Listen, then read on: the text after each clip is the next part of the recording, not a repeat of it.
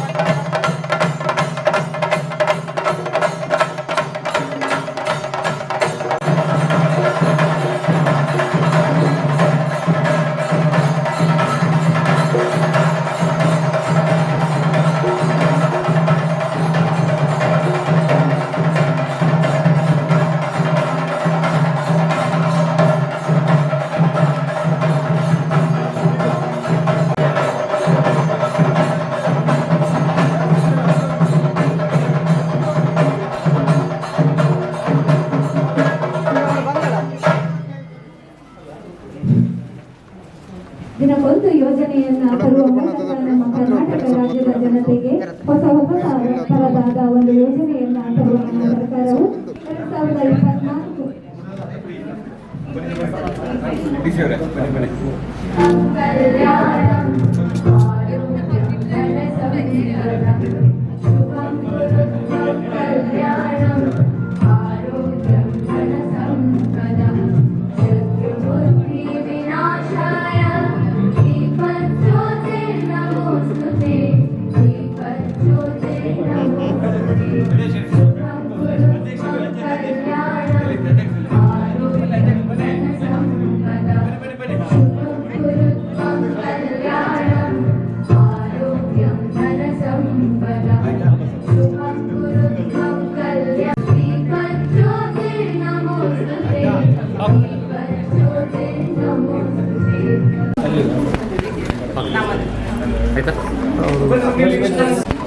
ಆಯ್ತಾ?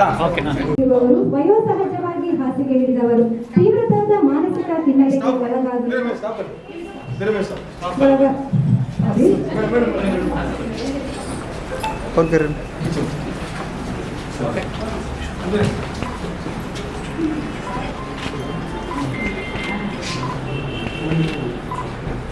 ಓಕೆ.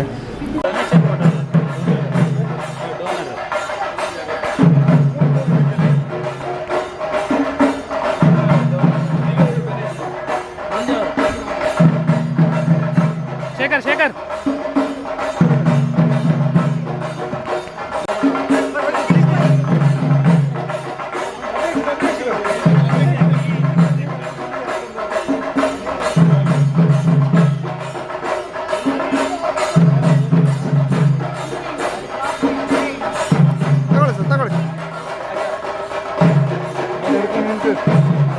ಶಿಕ್ಷಣ ಇರ್ಬೋದು, ಆರೋಗ್ಯ ಇರ್ಬೋದು, ನೈರ್ಮಲ್ಯ ಇರ್ಬೋದು, ಹಾಗೆ ಮಹಿಳಾ ಸಬಲೀಕರಣ ಇರ್ಬೋದು. ಈ 4 ಕ್ಷೇತ್ರಗಳಲ್ಲಿ ಬಹುಶಃ ವಿಶಿಷ್ಟವಾದ ಸಾಧನೆಯನ್ನು ಮಾಡಿಕೊಂಡಿದೆ.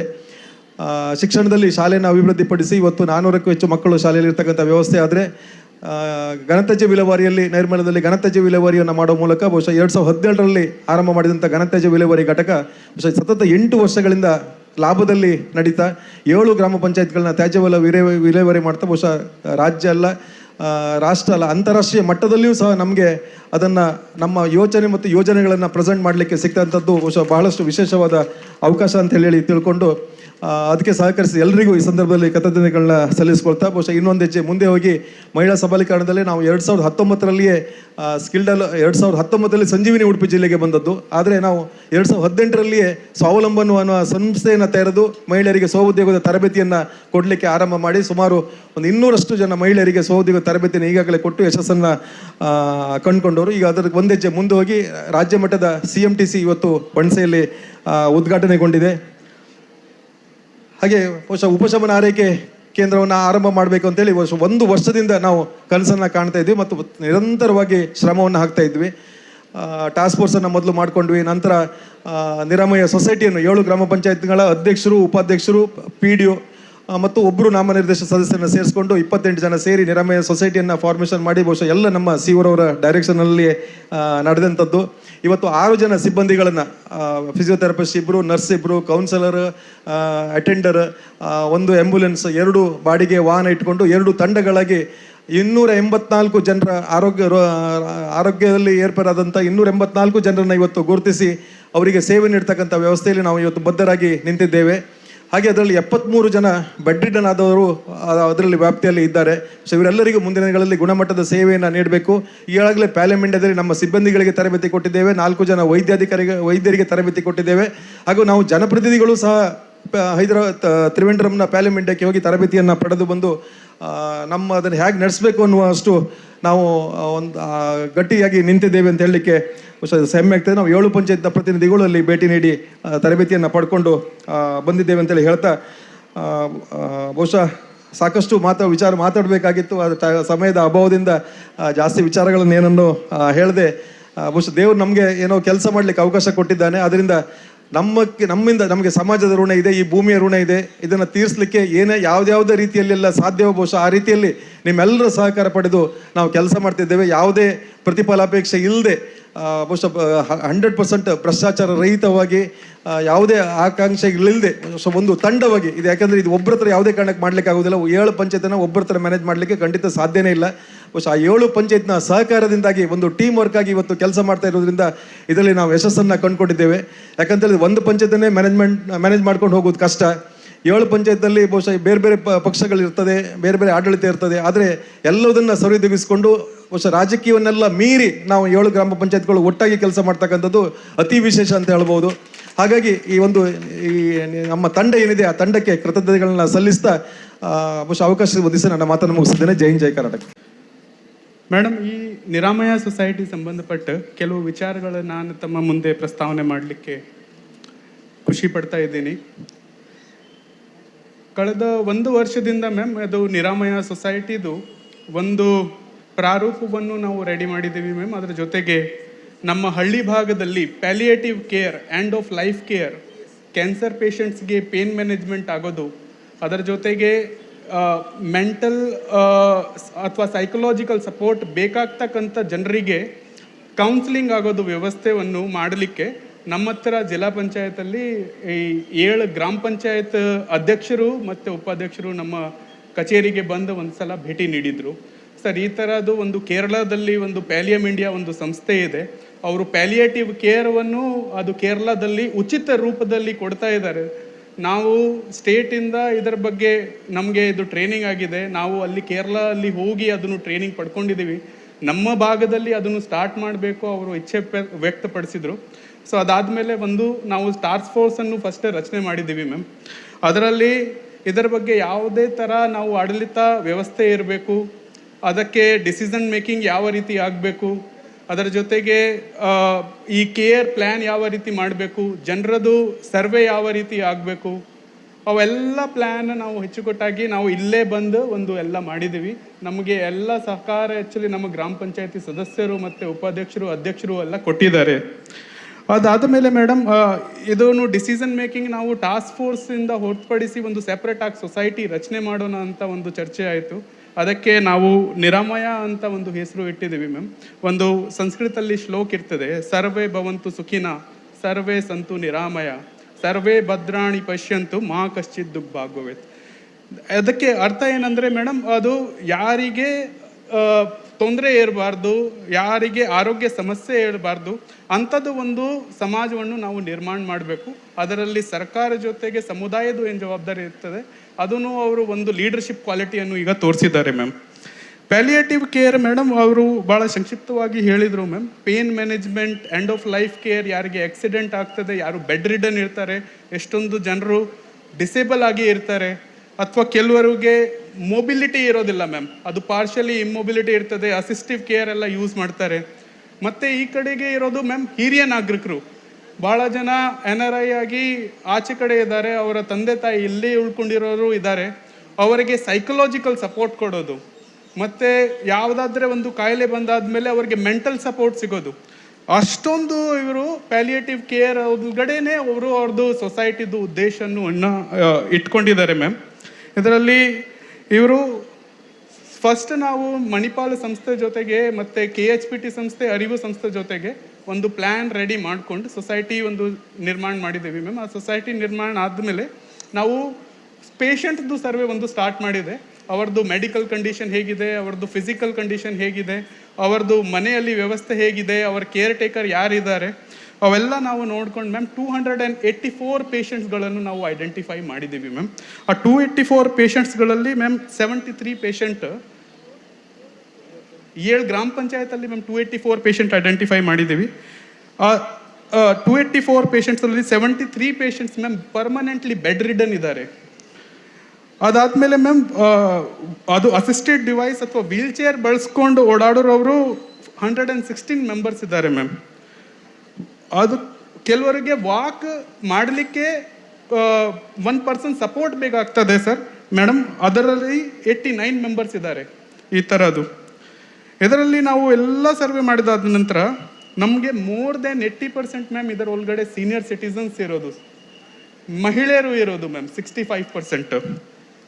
ಸೊ ಅವರನ್ನು ನಾವು ಐಡೆಂಟಿಫೈ ಮಾಡಿ ಅವರ ಬಗ್ಗೆ ನಾವು ಹೆಲ್ತ್ ಡಿಪಾರ್ಟ್ಮೆಂಟ್ ಮತ್ತು ನಮ್ಮಲ್ಲಿ ಇಲ್ಲಿ ಲೋಕಲ್ THO, ನಮ್ಮ ಡಿಸ್ಟ್ರಿಕ್ಟ್ ಮೆಂಟಲ್ ಹೆಲ್ತ್ ಪ್ರೋಗ್ರಾಮಲ್ಲಿ ಕೆಲಸ ಮಾಡ್ಕೊಂತ ಪ್ರೋಗ್ರಾಮ್ ಆಫೀಸರ್ ಜೊತೆಗೆ ಚರ್ಚೆ ಮಾಡಿ 2 ಮೊಬೈಲ್ ಯೂನಿಟನ್ನು ರಚನೆ ಮಾಡಿದ್ದೀವಿ ಮ್ಯಾಮ್. 2 ವೆಹಿಕಲನ್ನು ತಗೊಂಡಿದ್ದೀವಿ. ಪ್ರತಿಯೊಂದು ಮೊಬೈಲ್ ಯೂನಿಟಲ್ಲಿ ಒಂದು ಫಿಸಿಯೋಥೆರಪಿಸ್ಟ್, ಒಂದು ಸ್ಟಾಫ್ ನರ್ಸ್, ಒಂದು ಕೌನ್ಸಿಲರ್ ಮತ್ತು ಒಂದು ಅಟೆಂಡರ್ ಕಮ್ ಡ್ರೈವರ್ ಇದ್ದಾರೆ ಮ್ಯಾಮ್. ಅವರು ಮನೆ ಬಾಗಿಲಕ್ಕೆ ಹೋಗಿ ಜನರಿಗೆ ಯಾವ ಥರದ್ದು ಸಮಸ್ಯೆ ಇದ್ದಾವೆ ಅಲ್ಲೇ ಅವರಿಗೆ ಫಿಸಿಯೋಥೆರಪಿ ಕೊಟ್ಟು, ಡ್ರೆಸ್ಸಿಂಗ್ ಕೊಟ್ಟು, ಅಥವಾ ಕೆಲವರಿಗೆ ಕೌನ್ಸಿಲಿಂಗ್ ಬೇಕಾಗಿರೋದು ಸಂದರ್ಭದಲ್ಲಿ ಕೌನ್ಸಿಲಿಂಗ್ ಮಾಡಿ ಅವರಿಗೆ ಒಂದು ಆತ್ಮೀಯತೆ ಮತ್ತು ಅದು ಒಂದು ಮನೆ ಸಂಬಂಧಿಕರಾಗಿ ಅವ್ರಿಗೆ ನೋಡ್ಕೊಳ್ಳಿಕ್ಕೆ ಈಗ ಅವರು ಸ್ಟಾರ್ಟ್ ಮಾಡಿದ್ದಾರೆ ಮ್ಯಾಮ್. ಅದು ಆಪರೇಷನ್ ಸಹ ಸ್ಟಾರ್ಟ್ ಆಗಿದೆ. ನಮ್ಮ ನಿರಾಮಯ ಸೊಸೈಟಿಗೆ ಮ್ಯಾಮ್ ಫೈನಾನ್ಸ್ ರೂಪದಲ್ಲಿ ಇದು ಕರ್ನಾಟಕದಲ್ಲಿ ಆಗ್ತಕ್ಕಂಥ ಮ್ಯಾಮ್ ಫಸ್ಟ್ ಪ್ರಯತ್ನ ಮ್ಯಾಮ್. ಆ್ಯಕ್ಚುಲಿ ಅದನ್ನು ಕೂಡ ಗ್ರಾಮೀಣ ಭಾಗದಲ್ಲಿ 7 ಗ್ರಾಮ ಪಂಚಾಯತಿ ಅವರ ಬೌಂಡ್ರೀಸನ್ನು ಮೀರಿ 7 ಗ್ರಾಮ ಪಂಚಾಯತ್ ಒಟ್ಟಾಗಿ ಒಂದು ಕ್ಲಸ್ಟರ್ ರೂಪಲ್ಲಿ ಮಾಡ್ತಾ ಇದ್ದಾರೆ ಮ್ಯಾಮ್. ಅದನ್ನು ಕೂಡ ಬಹಳ ಅಪರೂಪದ ವಿಷಯ. ಅದರಲ್ಲಿ ಮೇಡಮ್ ನಾವು ಇದರ ಬಗ್ಗೆ ಒಂದು ಬಜೆಟಿಂಗ್, ಯಾವ ರೀತಿ ಗೌರ್ಮೆಂಟ್ ಬಜೆಟಿಂಗ್ ಆಗ್ತದೆ ಅದೇ ಥರ ನಾವು ಸೊಸೈಟಿದು ಬಜೆಟಿಂಗ್ ಮಾಡಿದ್ದೀವಿ ಮ್ಯಾಮ್. ನಮಗೆ ಎಲ್ಲ ಅದರಲ್ಲಿ ಏನೇನು ಸೌಲಭ್ಯ ಕೊಡಬೇಕು ಅಂತ ನೋಡುವಾಗ ಮ್ಯಾಮ್ ನಮಗೆ ಈಗ ಆ್ಯನ್ಯುವಲ್ ಬಜೆಟ್ 50-55 ಲ್ಯಾಕ್ ರುಪೀಸ್ ಅನ್ನು ನಾವು ಡಿಸೈಡ್ ಮಾಡಿದ್ದೀವಿ. ನಮಗೆ ಮೆಡಿಕಲ್ ಸುವಿಧಾ ಎಲ್ಲ ಅದು ಕನ್ವರ್ಜೆನ್ಸ್ ರೂಪದಲ್ಲಿ ಹೆಲ್ತ್ ಡಿಪಾರ್ಟ್ಮೆಂಟಿಂದ ಕೂಡ ನಾವು ತಗೊಳ್ತಾ ಇದ್ದೀವಿ. ನಮಗೆ 7 ಲಕ್ಷ ರೂಪಾಯಿ ಸರ್ಕಾರದಿಂದ ಗ್ರಾಂಟ್ ಫಾರ್ಮಲ್ಲಿ ಬಂದಿದೆ ಮ್ಯಾಮ್. ಅದರ ಜೊತೆಗೆ ಗ್ರಾಮ ಪಂಚಾಯತ್ಗಳಲ್ಲಿ ಹೆಲ್ತ್ ಸೆಸ್ ಅಮೌಂಟ್ ಕಲೆಕ್ಟ್ ಆಗ್ತದೆ ಮ್ಯಾಮ್. ಆ ಹೆಲ್ತ್ ಸೆಸ್ ಅಮೌಂಟ್ ಕಲೆಕ್ಟ್ ಆಗಿರೋದಕ್ಕೆ ಬಳಕೆ ಮಾಡಲಿಕ್ಕೆ ಆಗ್ತಾ ಇರಲಿಲ್ಲ. ಸೊ ಅದನ್ನು ಕೂಡ ಈಗ 7 ಗ್ರಾಮ ಪಂಚಾಯತಿನವರು ಅವರು ಹೆಲ್ತ್ ಸೆಸ್ವನ್ನು ಈಗ ಒಟ್ಟಾರೆಯಾಗಿ ಇದು ಪ್ಯಾಲಿಯೇಟಿವ್ ಕೇರ್ಗೆ ಬಳಕೆ ಮಾಡ್ತಾ ಇದ್ದಾರೆ. ಸರ್ಕಾರದಿಂದ ಅನುಮತಿ ಸಿಕ್ಕಿದೆ, ಜಿಲ್ಲಾ ಪಂಚಾಯತಿಂದ ಅನುಮತಿ ನಾನು ಅವರಿಗೆ ಕೊಟ್ಟಿದ್ದೀವಿ. ಅವರಿಗೆ ಈಗ ಇದನ್ನು ಒಂದು 3 to 4 ಮಂತ್ಸ್ದು ಅವರು ಬಜೆಟ್ ಫಸ್ಟ್ ಕ್ವಾರ್ಟರ್ದು ಇಟ್ಕೊಂಡು ಈಗ ಅವರದು ಆ್ಯಕ್ಟಿವಿಟೀಸನ್ನು ಸ್ಟಾರ್ಟ್ ಮಾಡಿದ್ದಾರೆ ಮ್ಯಾಮ್. ಅದರ ಜೊತೆಗೆ ಈಗ ಅವರು ಬೇರೆ ಬೇರೆ ಕಮ್ಯುನಿಟಿಯಿಂದ ಸಪೋರ್ಟ್ ಸಹ ಕೂಡ ಅವರು ತಗೊಳ್ಳಿಕ್ಕೆ ಸ್ಟಾರ್ಟ್ ಮಾಡಿದ್ದಾರೆ. ನಮಗೆ ಕೃಷ್ಣಮೂರ್ತಿ ಸರ್ ಕಡೆಯಿಂದ ಆ್ಯಂಬುಲೆನ್ಸ್ ಸಿಕ್ಕಿದೆ. ಅದೇ ಥರ ಬೇರೆ ಬೇರೆ ದಾನಿಗಳು ಕೂಡ ಈಗ ಮುಂದೆ ಬರ್ತಾ ಇದ್ದಾರೆ. ಅದನ್ನು ನಮಗೆ ಈ ನಿರಾಮಯ ಸೊಸೈಟಿದು ಕನ್ಸೇನಿದೆ ಮ್ಯಾಮ್, ಅದನ್ನು ಈಗ ಸಪೋರ್ಟ್ ಮಾಡಲಿಕ್ಕೆ ನಮಗೆ ಸಮುದಾಯದಿಂದ ಸಪೋರ್ಟ್ ಸಿಗ್ತಾ ಇದೆ, ಮೆಂಬರ್ಸಿಂದ ಸಪೋರ್ಟ್ ಸಿಗ್ತಾ ಇದೆ. ಸೊ ಅದು ಈ ನಿರಾಮಯ ಸೊಸೈಟಿ ಸಂಬಂಧಪಟ್ಟಿರೋದು ಮ್ಯಾಮ್. ಈ ಪ್ಯಾಲಿಯೇಟಿವ್ ಕೇರಲ್ಲಿ ಈಗ ಎಕ್ಸ್ಪೆರಿಮೆಂಟ್ ಏನು ಸ್ಟಾರ್ಟ್ ಆಗಿದೆ, ಒಂದು ಕರ್ನಾಟಕ ರಾಜ್ಯಕ್ಕೆ ಒಂದು ಮಾದರಿ ಆಗ್ತದೆ, ದೇಶಕ್ಕೆ ಒಂದು ಮಾದರಿ ಆಗ್ತದೆ ಅಂತ ನಾನು ಹೇಳುತ್ತಾ ನನಗೆ ಕೊಟ್ಟಿರೋದು ಅವಕಾಶಕ್ಕೆ ವಂದಿಸುತ್ತಾ ನನ್ನ ಮಾತನ್ನು ಮುಗಿಸ್ತೀನಿ. ಜೈ ಹಿಂದ್, ಜೈ ಕರ್ನಾಟಕ. ದೀಪಂ ಜ್ಯೋತಿ ಪರಬ್ರಹ್ಮ ದೀಪಂ ಜ್ಯೋತಿ ಜನಾರ್ದನ ದೀಪೋ ಭವತೋ ಮೇ ಪಾಪಂ ದೀಪ ಜ್ಯೋತಿ ನಮಸ್ತೆ. ಕರ್ನಾಟಕ ರಾಜ್ಯದಲ್ಲಿ ಪ್ರಥಮ ಬಾರಿಗೆ ವನ್ಸೆ ಕ್ಲಸ್ಟರ್ ವ್ಯಾಪ್ತಿಯ ವನ್ಸೆ, ಚಿತ್ತೂರು, ಇಡೂರು, ಗುಂಜಾಡಿ, ಆಲೂರು, ಹತ್ಲಾಡಿ, ಹೆಮ್ಮಾಡಿ ಮತ್ತು ಕೆರಾಡಿ 7 ಗ್ರಾಮ ಪಂಚಾಯತ್ನಲ್ಲಿ ಆರೋಗ್ಯ ಮತ್ತು ಕುಟುಂಬ ಕಲ್ಯಾಣ ಇಲಾಖೆ ಹಾಗೂ ಕರ್ನಾಟಕ ಸರ್ಕಾರದ ಗ್ರಾಮೀಣಾಭಿವೃದ್ಧಿ ಮತ್ತು ಪಂಚಾಯತ್ ರಾಜ್ ಇಲಾಖೆಯ ಸಹಭಾಗಿತ್ವದಲ್ಲಿ ನಿರಾಮಯ ಸೊಸೈಟಿಯ ಮೂಲಕ ಸಮುದಾಯ ಉಪಶಮನ ಕೇಂದ್ರ ಉದ್ಘಾಟನಾ ಕಾರ್ಯಕ್ರಮವು ಈಗ ವಿಧ್ಯುಕ್ತವಾಗಿ ಚಾಲನೆಯನ್ನು ನೀಡಿದ್ದಾರೆ ಮಾನ್ಯ ಗೌರವಾನ್ವಿತ ಸಚಿವರು. ಅಂತಾರಾಷ್ಟ್ರೀಯ ಮಟ್ಟದಲ್ಲಿ ಕೂಡ ಗುರುತಿಸಿಕೊಂಡಂತಹ SLRM ಘಟಕ, ವನ್ಸೆಯ ಸಮುದಾಯ ಉಪಶಮನ ಕೇಂದ್ರ, ಸಂಜೀವಿನಿ ಕೌಶಲ್ಯಾಭಿವೃದ್ಧಿ ತರಬೇತಿ ಕೇಂದ್ರ, ಹೀಗೆ ಹಲವಾರು ಯೋಜನೆಗಳ ಮೂಲಕ ವನ್ಸೆ ಎನ್ನುವಂತಹ ಒಂದು ಕುಗ್ರಾಮ ರಾಷ್ಟ್ರ ಮಟ್ಟ. ನಾವು ಅವರಲ್ಲಿ ಬೇಡಿಕೆಯನ್ನು ಇಟ್ಟಂತ ಸಂದರ್ಭ ನಂದವರು ಕೊಡುಗೈದಾರಿಗಳು ಕೃಷ್ಣಮೂರ್ತಿ ಮಂಜರು.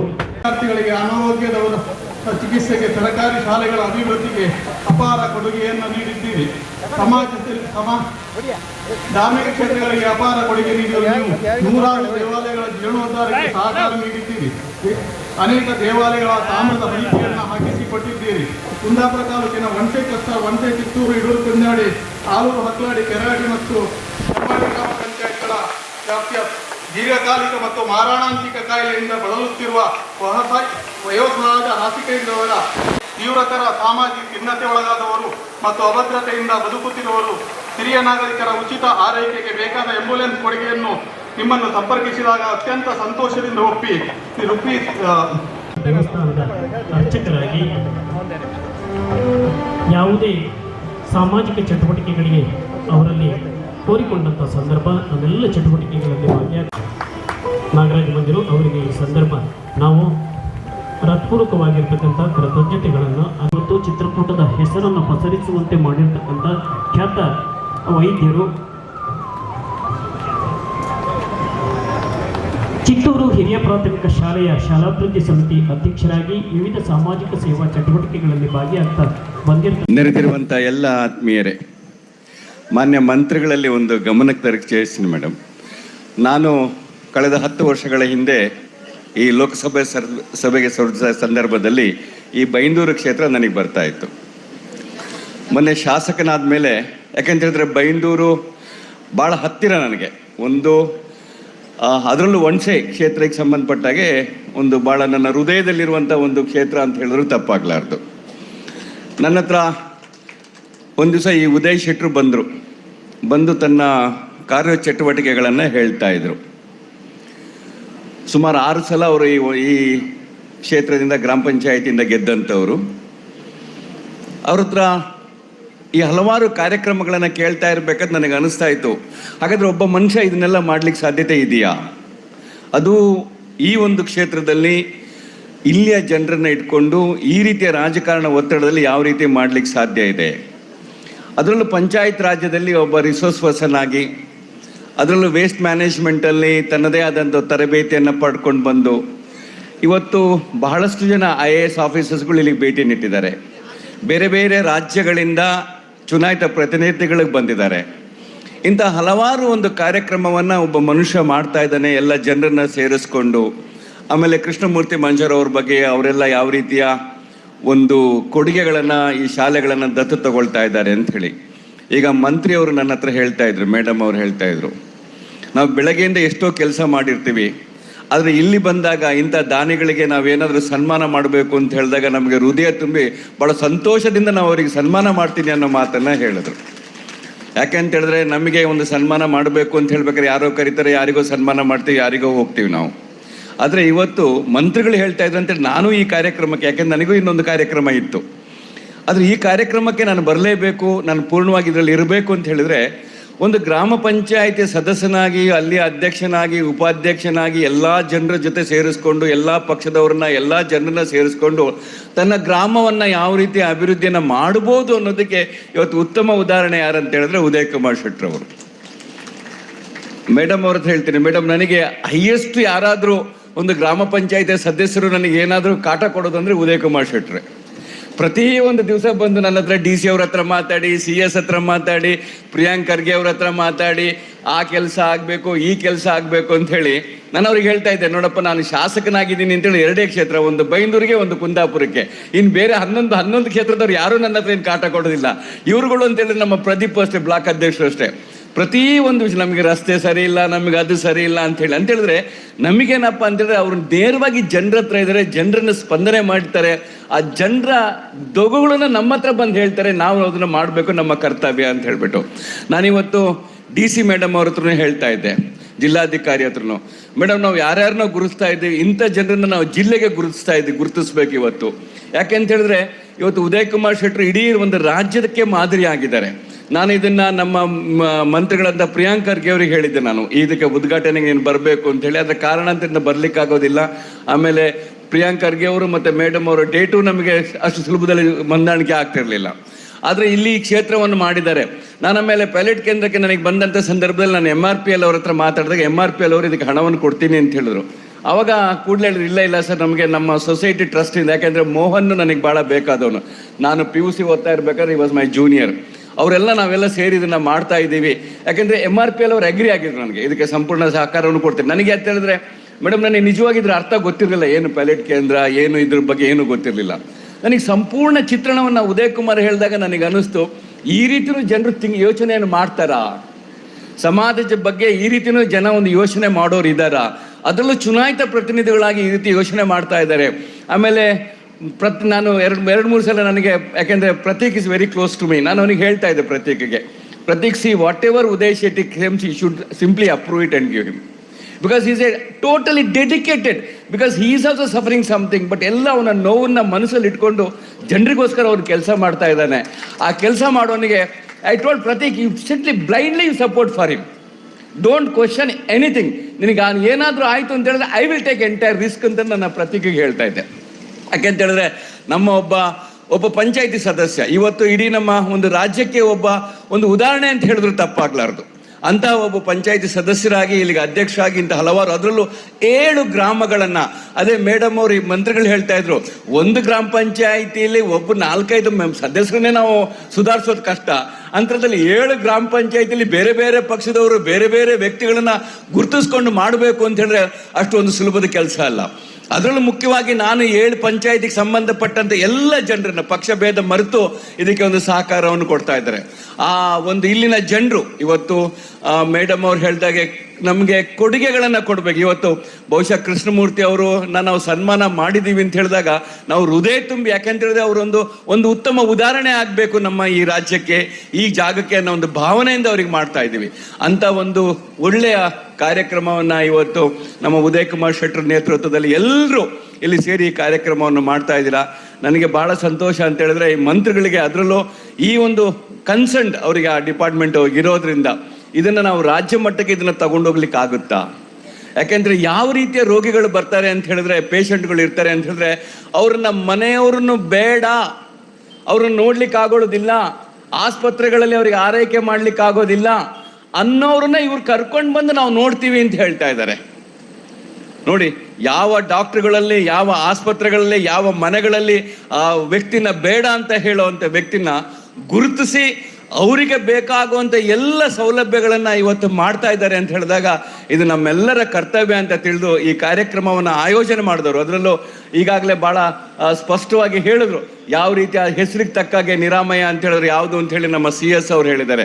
ನಿರಾಮಯ ಅಂತ ಹೇಳಿದ್ರೆ ಆರೋಗ್ಯವಾಗಿರುವಂಥದ್ದು. ಅಂಥ ಒಂದು ಕೇಂದ್ರಕ್ಕೆ ತಾವೆಲ್ಲರೂ ಬಂದು ಒಂದು ಸಹಕಾರವನ್ನು ಕೊಟ್ಟಿದ್ರೆ ಮುಂದೆನೂ ಕೊಡಬೇಕು ಅಂತ ಹೇಳಿ ನಾನು ವೈಯಕ್ತಿಕವಾಗಿ ನನ್ನಿಂದ ಏನಾಗಬೇಕು ಅದಕ್ಕೆ ಸಂಪೂರ್ಣ ಸಹಕಾರವನ್ನು ಕೊಡ್ತೀನಿ ಅಂತ ಹೇಳಿ ನಾನು 2 ಮಾತನ್ನೇ ಜೈ ಹಿಂದ್ ಜೈ ಕರ್ನಾಟಕ. ನಾನು ಹೇಳೋದು ಇದೊಂದೇ ಮಾತು, ಉಡುಪಿ ಜಿಲ್ಲೆ ಭಾಳ ವಿಶಾಲ ಹೃದಯವಂತರದ ಜಿಲ್ಲೆ. ಎಲ್ಲಿ ಹೋದರೂ ಒಂದು ದಾನಿಗಳದ್ದು ಒಂದು ಅದು ನೋಡಿದ್ರೇ ತುಂಬ ಒಳ್ಳೆ ಕೆಲಸ ಮಾಡಬೇಕಿಲ್ಲಿ ಅನ್ನೋ ಒಂದು ಮನೋಭಾವ ಬೆಳೆಯುತ್ತೆ ನಮ್ಮಲ್ಲೂ. ನಮ್ಮ ಏನು ಅಧಿಕಾರಿಗಳಿಗೆ ಇಲ್ಲಿ ಬರ್ತೀವಿ, ಇಲ್ಲಿ ಜನರೇ ಆ ಥರ ಇದ್ದಾರೆ. ಅವರು ನೋಡಿದ್ರೆ ಬರೀ ಕಾನೂನು ಪ್ರಕಾರವಾಗಿ ನಡ್ಕೊಂಡು ಹೋಗಬೇಕು ಅನ್ನೋ ಒಂದು ಎಕ್ಸಾಂಪಲ್ ಅಷ್ಟೇ ಅಲ್ಲದೆ ಬೇರೆ ಒಂದು ಸಮಾಜದಲ್ಲಿ ಯಾವ ಥರ ನಡ್ಕೊಂಡು ಹೋಗಬೇಕು, ಒಂದು ಒಬ್ಬರನ್ನೊಬ್ಬರನ್ನ ಹೇಗೆ ಒಂದು ಸೌಹಾರ್ದತೆ ಇರಬೇಕು, ಒಂದು ಸಪೋರ್ಟ್ ಮಾಡಬೇಕು, ಒಂದು ಕೋಆಪ್ರೇಷನ್ ಕೊಡಬೇಕು ಅನ್ನೋದಕ್ಕೆ ಬೆಸ್ಟ್ ಎಕ್ಸಾಂಪಲ್ ಈ ಉಡುಪಿ ಜಿಲ್ಲೆಯಲ್ಲಿ ನಾನು ಕಂಡಿದ್ದೀನಿ.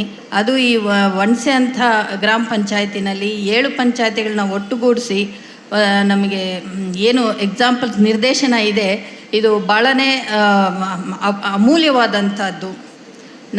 ನಮಗೆ ಟ್ರೈನಿಂಗ್ ಆಗಬೇಕಾದ್ರೆ ನಾವು RDPRಗೆ ಫಸ್ಟ್ ಪೋಸ್ಟಿಂಗ್ ಆದಾಗ ನಮ್ಮೆಲ್ಲ IAS ಆಫೀಸರ್ಸ್ಗೆ ನಮಗೆ ಟ್ರೈನಿಂಗ್ ಕೊಡ್ತಾರೆ, ಒಂದು ಓರಿಯೆಂಟೇಷನು. ಯಾಕೆಂದರೆ RDPR ಏನಿದೆ, ಈ ಗ್ರಾಮೀಣಾಭಿವೃದ್ಧಿ ಇಲಾಖೆ ಭಾಳ ಮಲ್ಟಿಫ್ಯಾಸೆಟೆಡ್ ಅಂತಾರೆ. ಅಂದರೆ ಮಾಡೋಕ್ಕೂ ಎಲ್ಲ ಕ್ಷೇತ್ರಗಳು ಬರುತ್ತೆ ಅದರಲ್ಲಿ. ಆ ಒಂದು RDPRಲ್ಲೇ ಎಲ್ಲ ಕ್ಷೇತ್ರಗಳು, ಕೃಷಿ ಕ್ಷೇತ್ರ ಇರ್ಬೋದು, ಹಾರ್ಟಿಕಲ್ಚರ್ ಇರ್ಬೋದು, ಅಥವಾ ಅನಿಮಲ್ ಹಸ್ಬೆಂಡ್ರಿ ಇರ್ಬೋದು, ಅಥವಾ ಯಾವುದೇ ಆಗಲಿ ಸುಮಾರು ಎಲ್ಲ 32 ಡಿಪಾರ್ಟ್ಮೆಂಟ್ಗಳು ಅದರಲ್ಲಿ ಒಳಗೊಂಡಿದೆ.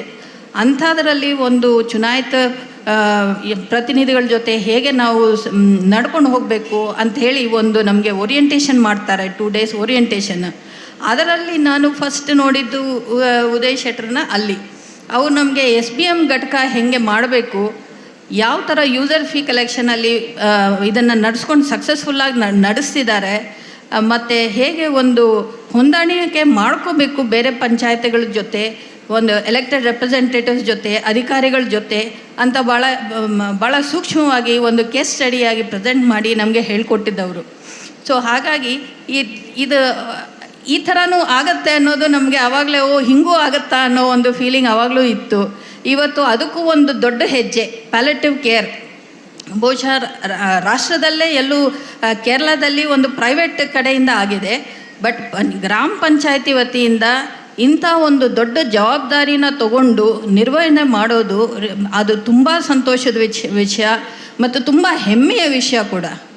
ಹೀಗಾಗಿ ನಾನು I wish this whole team the very best. ತುಂಬ ಒಳ್ಳೆಯದಾಗಲಿ. ಇದು ಒಳ್ಳೆ ಎಕ್ಸಾಂಪಲ್ ನಮ್ಮ SBM ಘಟಕದ ಥರ ಅದಕ್ಕೂ ಒಂದು ಎತ್ತರದ ಒಂದು ಎಕ್ಸಾಂಪಲ್ ಆಗಲಿ. ಇಡೀ ರಾಷ್ಟ್ರದಲ್ಲದೆ ಇಂಟರ್ನ್ಯಾಷನಲ್ ಆಗು ಇದನ್ನು ಬಂದು ಸ್ಟಡಿ ಮಾಡಿಕೊಂಡು ಇದ್ರ ಥರ ನಡ್ಕೊಂಡು ಹೋಗಲಿ, ಒಳ್ಳೆ ಮಾದರಿ ಆಗಲಿ ಅಂತ ನಾನು ಬೆಸ್ಟ್ ವಿಶಸ್ ಹೇಳ್ತಾ ನನ್ನ 2 ಮಾತನ್ನ ಮುಗಿಸ್ತೀನಿ. Thank you. ಹಾಗಾಗಿ ನಾವು ಇಲ್ಲಿ ಪ್ರಾರಂಭ ಮಾಡುವಾಗ ಉದಯ್ ಶೆಟ್ಟರು ನಾವೆಲ್ಲ ಮಾತಾಡುವಾಗ ಒಂದು ಆಲೋಚನೆ ಇದ್ದಿದ್ದೇನಂತ ಹೇಳಿದರೆ, ಈ ಒಂದು ಇಡೀ ಎಕ್ಸ್ಪಿರಿಮೆಂಟ್ ಏನಾಗುತ್ತೆ ಈ 7 ಪಂಚಾಯಿತಿಯಲ್ಲಿ ಅದನ್ನು ಇಡೀ ರಾಜ್ಯಕ್ಕೆ ನಾವು ಕೊಂಡೊಯ್ಯಬೇಕು ಅಂತ.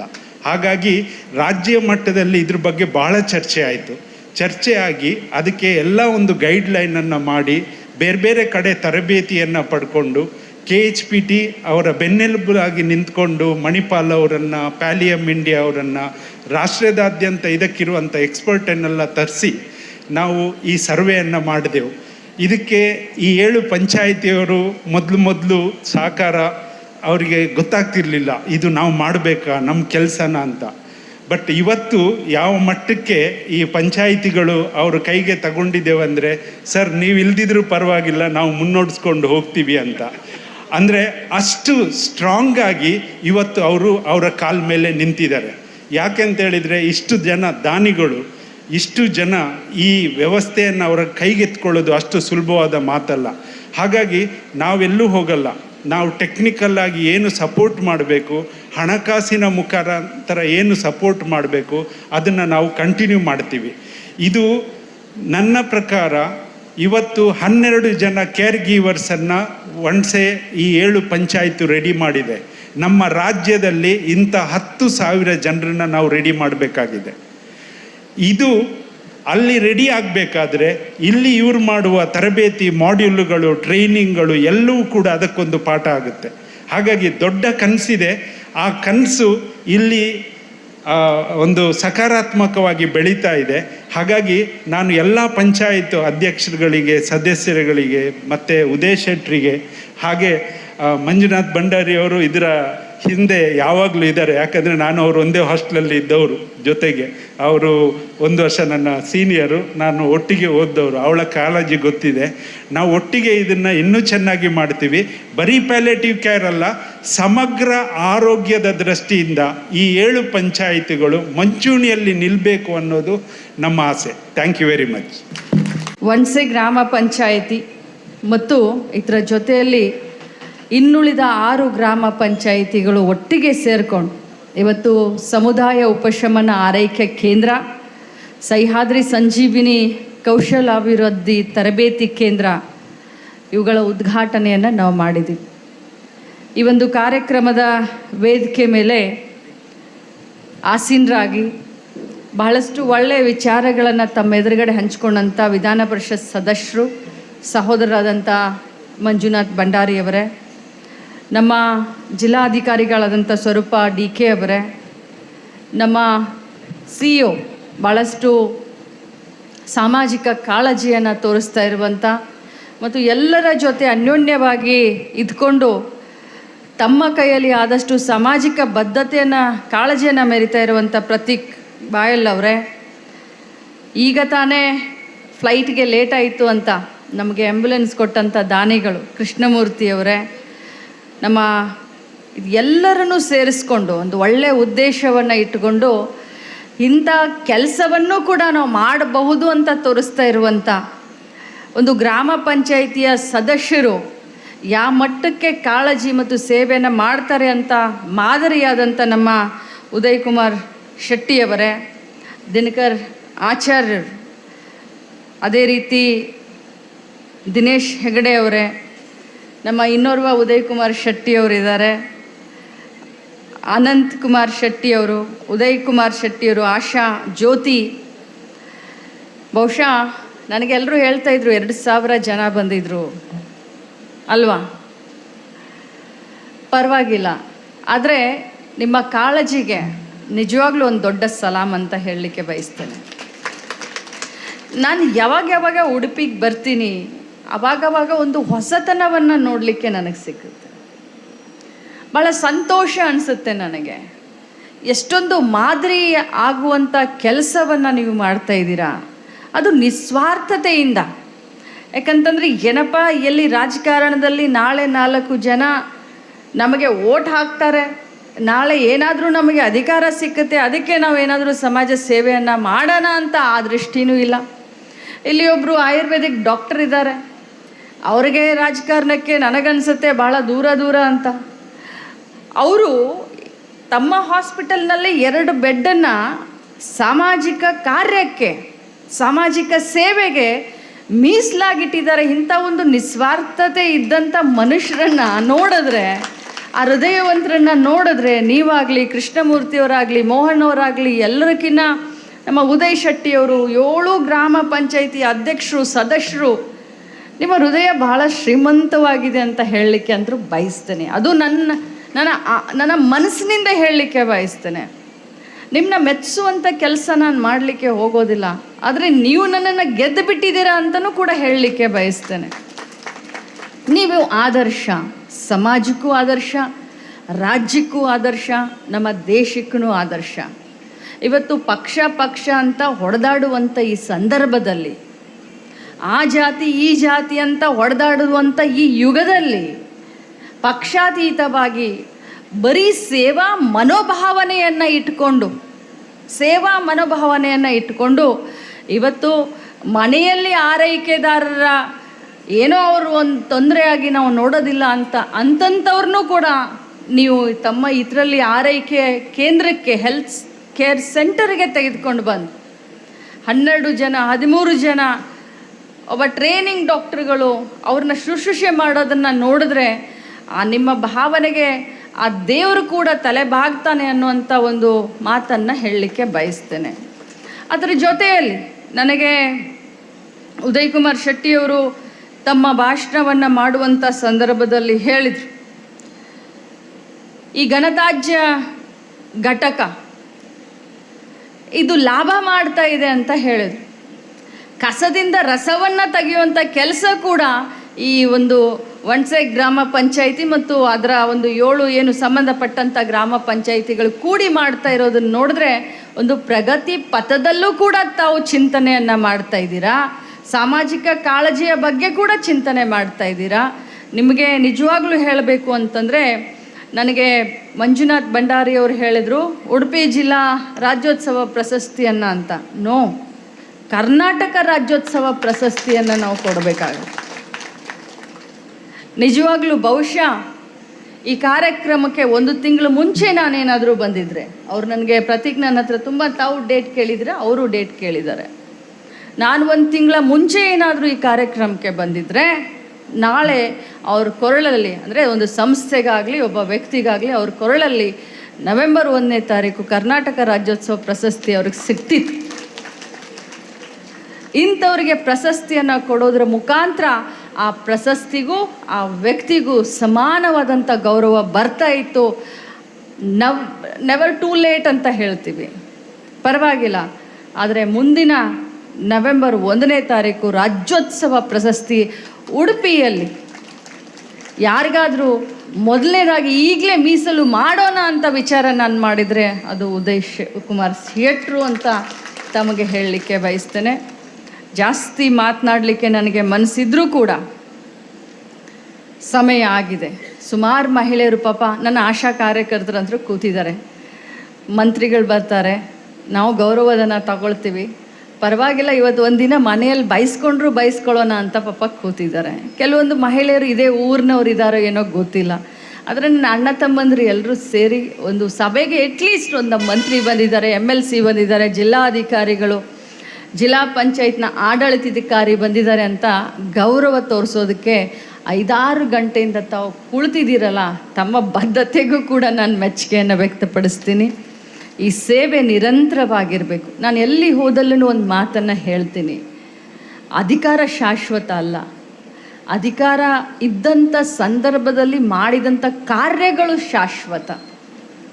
ಅಂಥ ಕೆಲಸವನ್ನು ಒಬ್ಬ ಸಾದಾ ಗ್ರಾಮ ಪಂಚಾಯತಿ ಸದಸ್ಯರಾಗಿ ಕೂಡ, ಅಧ್ಯಕ್ಷ ಉಪಾಧ್ಯಕ್ಷರಾಗಿ ಕೂಡ ಒಬ್ಬ MLA MP ಮಾಡಿದಂಥ ಶ್ಲಾಘನೀಯ ಕೆಲಸ ಮಾಡಿ ತೋರಿಸ್ತಾ ಇದ್ದೀರಲ್ಲ, ಗ್ರೇಟ್ ಅಂತ ಹೇಳಲಿಕ್ಕೆ ಬಯಸ್ತೇನೆ. ಸರ್ಕಾರದಿಂದ ನಮ್ಮ ಪ್ರತೀಕ್ ಗಾಯಲ್ ಅವರು ಹೇಳಿದರು ಯಾವ ರೀತಿ ನಾವು ಕ್ರಿಯಾ ಯೋಜನೆಯನ್ನು ಮಾಡ್ತೀವಿ, ಸರ್ಕಾರದಿಂದ ಅನುದಾನವನ್ನು ಯಾವ ರೀತಿ RDPR ಇರ್ಬೋದು, ಕೌಶಲ್ಯ ಅಭಿವೃದ್ಧಿ ಇರಬಹುದು, ಅಥವಾ ಆರೋಗ್ಯ ಇಲಾಖೆ ಆರೋಗ್ಯ ಇಲಾಖೆಯಿಂದಿರ್ಬೋದು, ಎಲ್ಲನ್ನೂ ಕೂಡ ಕ್ರೋಢೀಕರಿಸಿ ಗ್ರಾಮ ಪಂಚಾಯಿತಿಯಿಂದ ಹೆಲ್ತ್ ಸೆಸ್ ಅಂತ ಕೂಡ ಕಲೆಕ್ಟ್ ಮಾಡ್ತೀವಿ, ಅದನ್ನು ಕೂಡ ಕ್ರೋಢೀಕರಿಸಿ ಈ ಕಾರ್ಯವನ್ನು ಮಾಡ್ತಾ ಇದ್ದೀವಿ ಅಂತ ಹೇಳಿದರು. ಈ ಒಂದು ಕೆಲಸವನ್ನು ನಾವಷ್ಟೇ ಅಲ್ಲ, ಬೇರೆ ಕಾನ್ಸ್ಟಿಟ್ಯುನ್ಸಿಯ ಗ್ರಾಮ ಪಂಚಾಯಿತಿಗಳು ಕೂಡ ಬಂದು ನೋಡಬೇಕು. ನನಗೆ ಒಂದು ದೊಡ್ಡ ಆಸೆ ಇದೆ, ನನ್ನ ಉಡುಪಿ ಜಿಲ್ಲೆಯಲ್ಲಿ, ನನ್ನ ಉಸ್ತುವಾರಿ ಜಿಲ್ಲೆಯಲ್ಲಿ ಈ ರೀತಿ ಇದೆ, ಆದರೆ ಅಟ್ಲೀಸ್ಟ್ ನನ್ನ ಬೆಳಗಾವಿ ಗ್ರಾಮೀಣ ಕ್ಷೇತ್ರದ ಸದಸ್ಯರು ಮತ್ತು ಅಧ್ಯಕ್ಷರು ಬಂದು ನೋಡಬೇಕು ಅನ್ನುವಂಥದ್ದು ನನಗೂ ಕೂಡ ಬಯಕೆ ಇದೆ. ಮುಂದಿನ ದಿನದಲ್ಲಿ ನಮ್ಮ ಗ್ರಾಮ ಪಂಚಾಯಿತಿ ಅಧ್ಯಕ್ಷರುಗಳನ್ನು, ಸದಸ್ಯರನ್ನು ಈ ಒಂದು ಗ್ರಾಮ ಪಂಚಾಯತ್ಗೆ ಭೇಟಿ ಕೊಡಿಸ್ತೀನಿ ಅನ್ನುವಂಥ ಮಾತನ್ನು ಕೂಡ ಈ ಸಂದರ್ಭದಲ್ಲಿ ಹೇಳ್ತಾ ತಮ್ಮೆಲ್ಲರಿಗೂ ಕೂಡ ಶುಭಾಶಯವನ್ನು ಹಾರೈಸ್ತೀನಿ. ಇಂಥ ಸೇವೆ ದೇವರ ಸೇವೆ, ಆ ಕೆಲಸ ತಾವು ಮಾಡ್ತಾ ಇದ್ದೀರಾ. ಭಗವಂತ ತಮಗೆ ಆಯುಷ್ಯ ಆರೋಗ್ಯ ಕೊಡಲಿ ಅಂತ ಮನಸಾರೆ ಹಾರೈಸ್ತೀನಿ. ನನಗೆ ಅನ್ನ ಏನೋ ವಿಷಯ ಹೇಳಿದ್ರು, ಬಟ್ ನಿಮ್ಮಂಥವರು ಅಜರಾಮರವಾಗಿ ಈ ಒಂದು ಸಮಾಜದಲ್ಲಿ ಹಸಿರಾಗಿ ಉಳಿತೀರಾ. ತಮ್ಮೆಲ್ಲರೂ ಕೂಡ ದೇವರ ಆಶೀರ್ವಾದ ಆಗಲಿ ಅಂತ ಕೇಳ್ಕೊಂಡು ನಾನು ಮಾತನ್ನು ಮುಗಿಸ್ತೀನಿ. ಎಲ್ಲರಿಗೂ ನಮಸ್ಕಾರ.